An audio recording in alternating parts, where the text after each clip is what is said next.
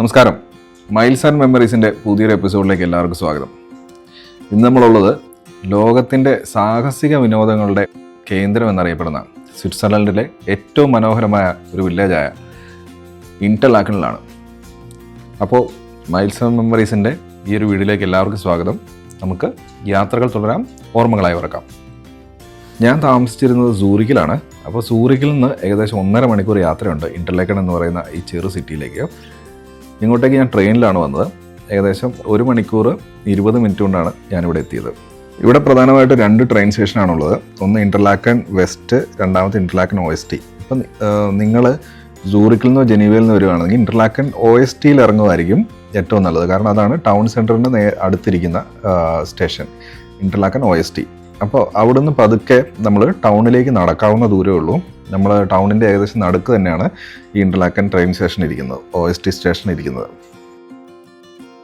ഇന്റർലാക്കൻ visit ചെയ്യാനായിട്ടുള്ള ഏറ്റവും പറ്റിയ സമയം എന്ന് പറയുന്നത് സമ്മറാണ്.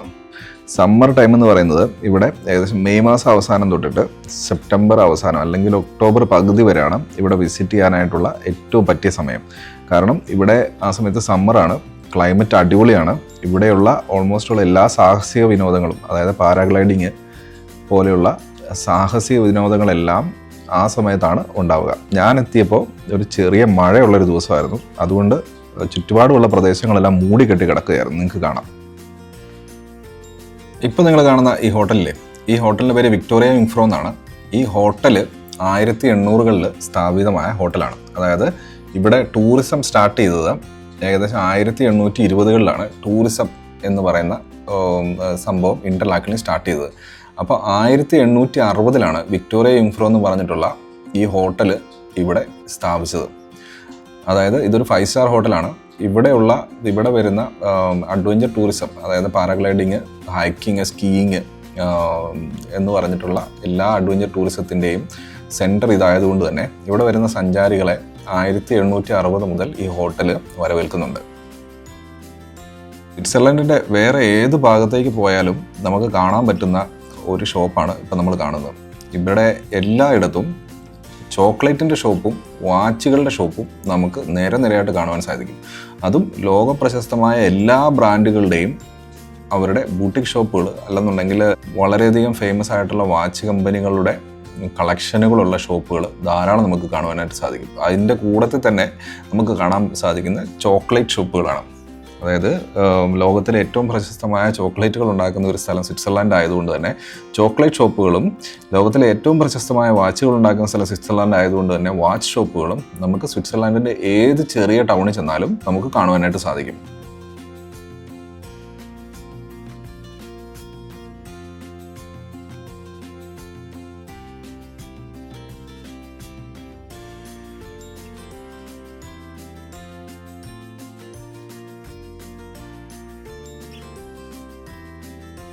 ഇതൊരു വാച്ചിലിൻ്റെ ഒരു വലിയൊരു ഷോപ്പാണ് കേട്ടോ. അപ്പം നമ്മൾ ഇതിനകത്ത് കയറിയിട്ട് പെർമിഷൻ ചോദിച്ചിരുന്നു വീഡിയോ എടുക്കാമെന്ന്. അപ്പോൾ അവർ പറഞ്ഞു അകത്ത് നിന്ന് എടുക്കാൻ പറ്റത്തില്ല, നിങ്ങൾ പുറത്ത് ഡിസ്പ്ലേയിൽ വെച്ചിരിക്കുന്ന വാച്ചുകളുടെ വീഡിയോ എടുത്തോളാൻ പറഞ്ഞു. അപ്പം ഞാൻ പുറത്തോടെ നടന്നിട്ട് പുറത്ത് വെച്ചിരിക്കുന്ന ഡിസ്പ്ലേയിലുള്ള വാച്ചുകളുടെ വീഡിയോ എടുക്കുകയാണ്. കാരണം ഇതിനെല്ലാം ഒരു 2000 സ്വിസ് ഫ്രാങ്ക് തൊട്ടിട്ട് മുകളിലേക്കാണ് ഇതിൻ്റെ എല്ലാം വില. 2000 തൊട്ടിട്ട് എനിക്ക് തോന്നുന്നു 25,000 30,000 സ്വിസ് ഫ്രാങ്ക് വരെയാണ് ഇതിൻ്റെ സാധാരണ ഒരു വാച്ചുകളുടെ വില.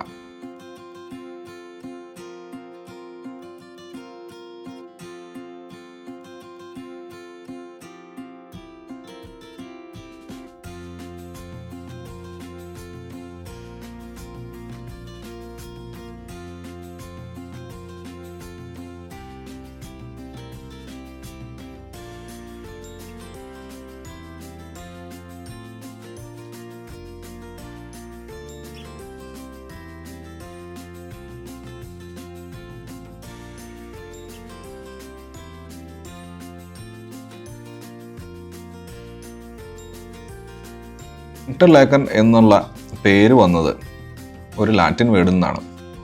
ഈ ലാറ്റിൻ വേർഡ് ഇന്റർലാക്കൂസ് എന്നാണ്. ഇതിൻ്റെ അർത്ഥം എന്താണെന്ന് വെച്ചാൽ ബിറ്റ്വീൻ ദ ലെഗ്സ്, 2 തടാകങ്ങളുടെ നടുവിലുള്ള സ്ഥലം എന്നാണ് ഇന്റർലേക്കൻ്റെ അർത്ഥം. അതായത് ലേക്ക് ഥൺ എന്ന് പറഞ്ഞിട്ടുള്ള തടാകവും ബ്രിയൻസ് എന്ന് പറഞ്ഞിട്ടുള്ള ഒരു തടാകത്തിൻ്റെയും നടുവിലുള്ള ഒരു അതിമനോഹരമായിട്ടുള്ള ചെറിയ ടൗണാണ് ഇന്റർലാക്കൻ. അപ്പോൾ നമുക്ക് ഇൻ്റർലാക്കൻ്റെ ചരിത്രത്തെക്കുറിച്ചൊന്ന് പരിശോധിച്ച് നോക്കാം. ഇൻ്റർലാക്കനിൽ 800 വർഷത്തിന് മുകളിൽ മനുഷ്യവാസം ഉണ്ടായിരുന്നു എന്നാണ് കണക്കാക്കപ്പെടുന്നത്. അതായത് ഇവിടുന്ന് സ്റ്റോൺ ഏജിലെയും ബ്രോൺസ് ഏജിലെയും ധാരാളം അവശിഷ്ടങ്ങൾ ഇവിടെ നിന്ന് ലഭിച്ചിട്ടുണ്ട്.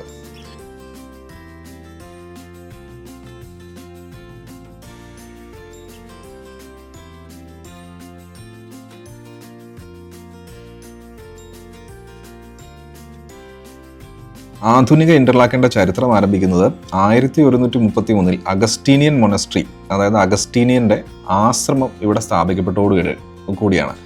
ധാരാളം ആളുകൾ ഇവിടെ റിലീജിയസ് ആയിട്ടുള്ള ആവശ്യത്തിന് വേണ്ടിയിട്ടും അവരുടെ മാനസികമായിട്ടുള്ള ഉല്ലാസത്തിന് വേണ്ടിയിട്ടും സന്ദർശിക്കാനായിട്ട് തുടങ്ങി. ഇത് ആരേ റിവർ ഇൻ്റർലാക്കനിലൂടെ ഒഴുകുന്ന ഒരു റിവറാണ് ആരേ റിവറിൻ്റെ സൈഡിലായിട്ടാണ് ഈ മൊണസ്ട്രി അല്ലെങ്കിൽ ആശ്രമം ഇരിക്കുന്നത്. 1133 മുതൽ 1528 വരെ ഇത് സ്വിറ്റ്സർലൻഡിൻ്റെ റിലീജിയസ് ഏരിയ എന്ന് തന്നെ അറിയപ്പെട്ടു. 1528 അതിനുശേഷം വന്നിട്ടുള്ള സർക്കാർ ഇൻ്റർലാക്കനിൽ ഉള്ള മൊണസ്ട്രി, ഈ ആശ്രമം സർക്കാർ ഏറ്റെടുക്കുകയും ഇതിൻ്റെ ചുറ്റുവട്ടമുള്ള എല്ലാ ബിൽഡിങ്ങുകളും സർക്കാരിൻ്റെ നിയന്ത്രണത്തിലാക്കുകയും ചെയ്തു. അതാണ് ഇൻ്റർലാക്കൻ്റെ ചരിത്രം.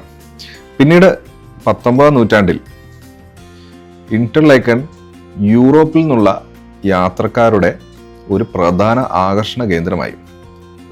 എന്താണെന്ന് വെച്ചാൽ ഇവിടെ ചുറ്റിലുമുള്ള മല കയറാനായിട്ട് വരുന്ന ധാരാളം സഞ്ചാരികൾ, അല്ലെങ്കിൽ സ്കീയിങ്ങിനായിട്ട് വരുന്ന ധാരാളം സഞ്ചാരികൾ, പാരാഗ്ലൈഡിങ്ങിനായിട്ട് വരുന്ന ധാരാളം സഞ്ചാരികൾ, ഇതെല്ലാം 19ാം നൂറ്റാണ്ടിൽ ആരംഭിച്ചു. അതായത് ഇവിടെ യൂറോപ്പിലെ ഏറ്റവും വലിയ മൗണ്ടനായ യുങ്ഫ്രോ എന്ന് പറഞ്ഞ മൗണ്ടൻ ഇവിടെ ഇൻ്റർലാക്കൻ മലനിരകളിലാണ് സ്ഥിതി ചെയ്യുന്നത്. ടൂറിസം ഇവിടെ ആരംഭിക്കുന്നത് 19ാം നൂറ്റാണ്ടിൻ്റെ ഏകദേശം തുടക്കത്തിൽ തന്നെയാണ്. 1800 തൊട്ടിട്ട് 1820 വരെ ധാരാളം യൂറോപ്യൻ ട്രാവലേഴ്സ് ഇവിടെ വന്നു.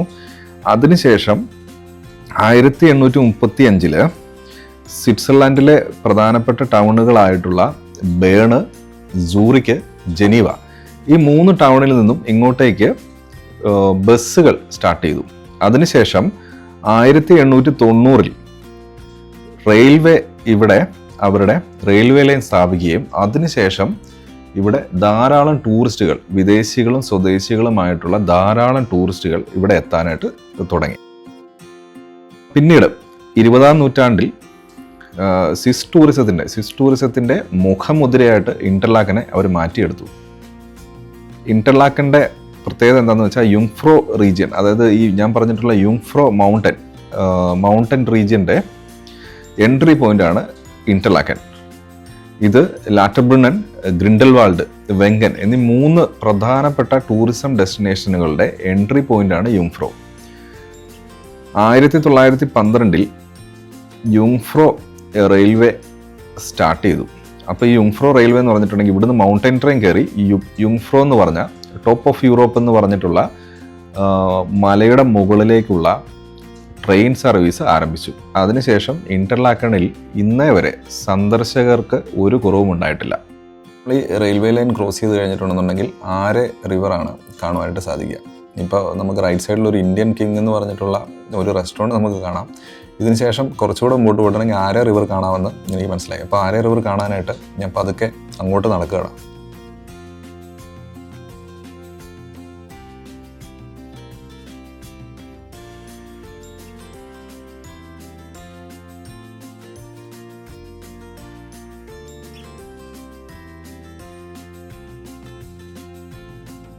നമ്മളിപ്പോൾ കാണുന്നതാണ് ഇൻ്റർലാക്കനിലെ ഏറ്റവും പ്രസിദ്ധമായ ആരെ എന്ന് പറഞ്ഞിട്ടുള്ള റിവർ.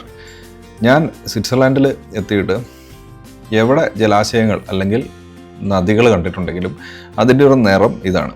ഏകദേശം ഒരു പച്ച കളറാണ് വെള്ളത്തിന്. അതിമനോഹരമായ കാഴ്ചയാണ്.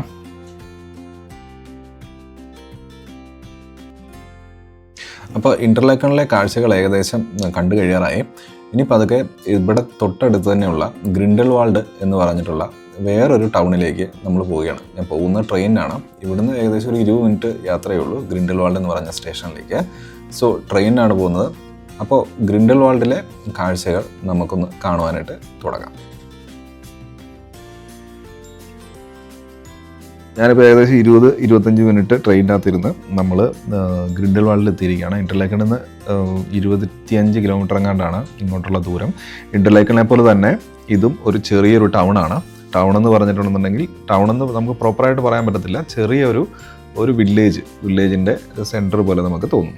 ഇവിടെ ധാരാളം ചെറിയ ചെറിയ ഹട്ട് പോലെയുള്ള വീടുകളാണ്. അതിനെല്ലാത്തിനും ഒരേ ഡിസൈനാണ്. നമ്മൾ എങ്ങോട്ട് നോക്കിയിട്ടുണ്ടെങ്കിലും ഒരേ ഡിസൈനിലുള്ള വീടുകളാണ് നമുക്ക് കാണുവാൻ സാധിക്കുക.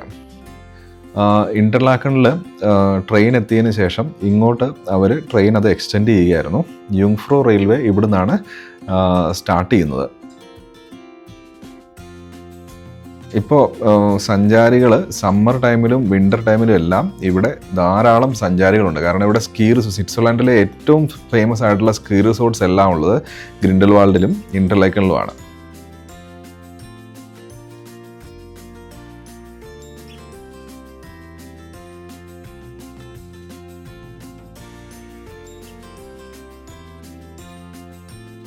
കുറച്ചുകൂടെ വിഷ്വൽസ് എടുക്കാനായിട്ട് ട്രെയിൻ സ്റ്റേഷനിൽ നിന്ന് ടൗൺ സെൻറ്ററിൽ നിന്നും കുറച്ചുകൂടെ മാറി നടക്കുകയാണ്. ഇവിടെ കാണുന്ന വ്യൂസ് എല്ലാം അടിപൊളിയാണ്. ചെറിയ മഴയുണ്ടെന്നേ ഉള്ളൂ.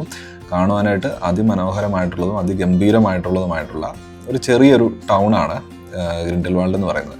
ഇവിടെ മൗണ്ടൻ ട്രെയിൻ ഇവിടുന്ന് സ്റ്റാർട്ട് ചെയ്യുന്നതുകൊണ്ട് തന്നെ യുങ്ഫ്രോ പോകേണ്ട ആൾക്കാരിൽ ഒരു നല്ലൊരു ശതമാനം ആളുകളും ഇവിടെ നിന്നാണ് ട്രെയിൻ എടുക്കുന്നത്. പിന്നെ ഇവിടുന്ന് ഒരു കേബിൾ കാറുണ്ട്. ഗ്രിൻഡൽവാൾഡിൽ നിന്ന് തന്നെ സ്റ്റാർട്ട് ചെയ്യുന്ന ഒരു കേബിൾ കാറുണ്ട്.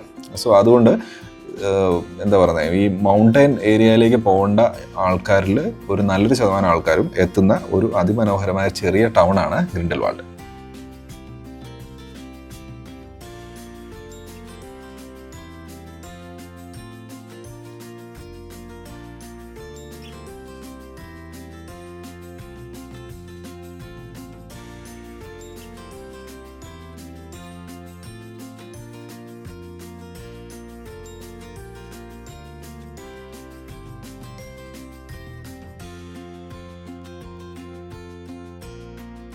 നമ്മൾ മുമ്പിൽ കാണുന്നതാണ് ഗ്രിൻഡൽവാൾഡ് ഫസ്റ്റ് എന്ന് പറഞ്ഞിട്ടുള്ള കേബിൾ കാർ സ്റ്റേഷൻ. ഇവിടെ നിന്നാണ് മൗണ്ടൻ്റെ മുകളിലേക്കുള്ള കേബിൾ കാറുകൾ പോകുന്നത്. അപ്പോൾ ഞാൻ ഈ സ്റ്റേഷനെ പതുക്കെ പാസ് ചെയ്ത് മുമ്പിലേക്ക് നടക്കുകയാണ്. കാരണം എനിക്ക് അതിമനോഹരമായിട്ടുള്ള കുറച്ച് വീടുകൾ കാണാനായിട്ട് സാധിച്ചു. അപ്പോൾ ഞാൻ അതിൻ്റെ ആർക്കിടെക്ചർ ബ്യൂട്ടി കണ്ടതിന് ശേഷം കാണുന്നതുകൊണ്ട് നമ്മൾ കുറച്ചുകൂടെ മുമ്പിലേക്ക് ആ മല അങ്ങ് കയറി നടക്കാമെന്ന് വിചാരിച്ചു.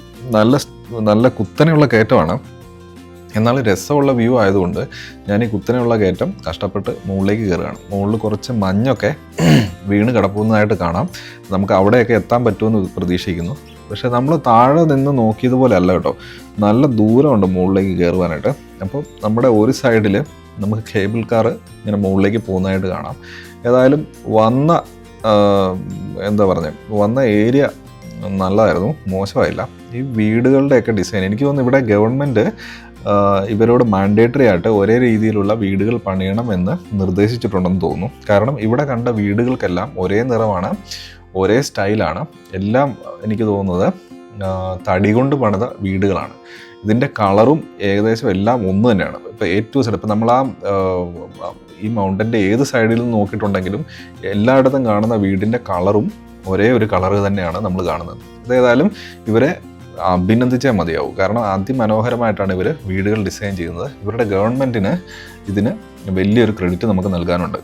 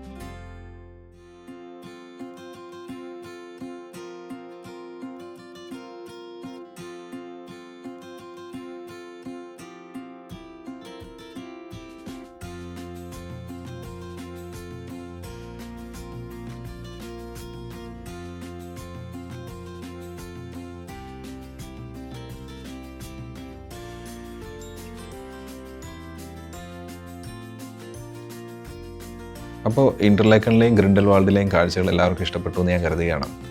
വീണ്ടും കാണുന്നതുവരെ നമുക്ക് യാത്രകൾ തുടരാം, ഓർമ്മകളായി ഓർക്കാം. നന്ദി, നമസ്കാരം.